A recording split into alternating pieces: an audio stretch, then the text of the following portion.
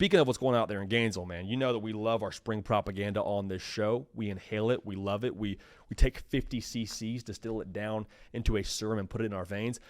Florida, the social team, put out a banger from the spring scrimmage, man. You got big Cameron James, edge defender, 6'6", 272, having the play of the day. We told you the Florida defense had 3 turnovers, volleyball, tip it up to himself, set spike, run it all the way back to the crib. That's a big dude, man. 6'6", 272, like I already mentioned.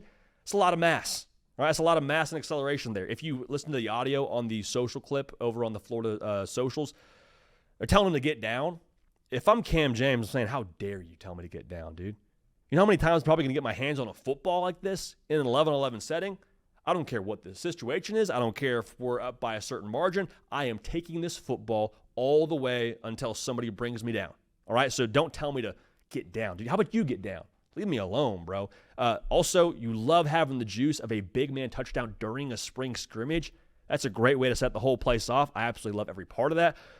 Now, Cameron James, he's one of several edges at Florida that can play ball at a high level. Like Florida last year as a defense, top 15 when it came to their sack rate in college football.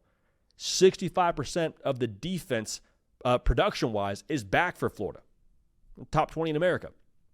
This got me thinking a little bit here.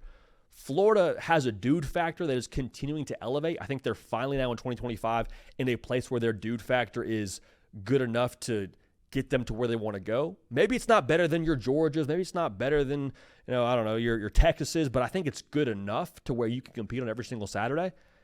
A play like this just got me thinking, man, like, why not Florida?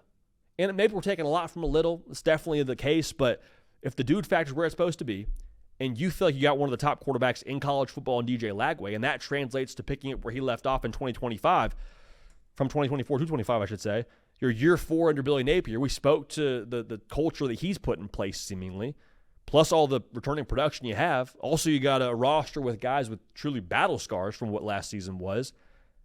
What else does Florida really need?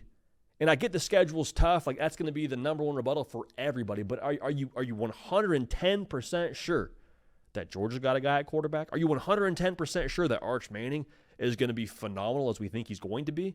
They replaced a lot on offense. So my point in all this is, like, the Cam James touchdown is sick. It's cool to see some excitement during the spring practice, but you sort of start to go down this rabbit trail of, like, hey, they got Cameron James, not the only dude they got out on the edge. Cameron James is not the only dude that's played some college football at a high level for Florida. Like, you go up and down the line here. My only question around Florida was the wide receiver position, and they feel like they got that box checked, so much so to where they don't believe they're going to go to the spring transfer portal to get another wide receiver. It's all there. It's all there for Florida to go make a run at this thing. Now, what does that look like? Does make a run at this thing mean they win 9 games? Is it 10 games? I said it before, I'll say it again. I think 9 wins for Florida, if it looks the right way and they have the right context around them across the sport, they could be a playoff team. Like, do not get it twisted. 9-3 with how tough their schedule is, they could be a playoff team. Not saying that's all you need to do, but it's there. It's right there for Florida. And seeing Cam James get in the end zone, dude, you got to love that. If you're a college football sicko, you got to love that. Good vibes across the board there in Gainesville. And especially good vibes for everyone Cameron James getting in the paint. We love to see that.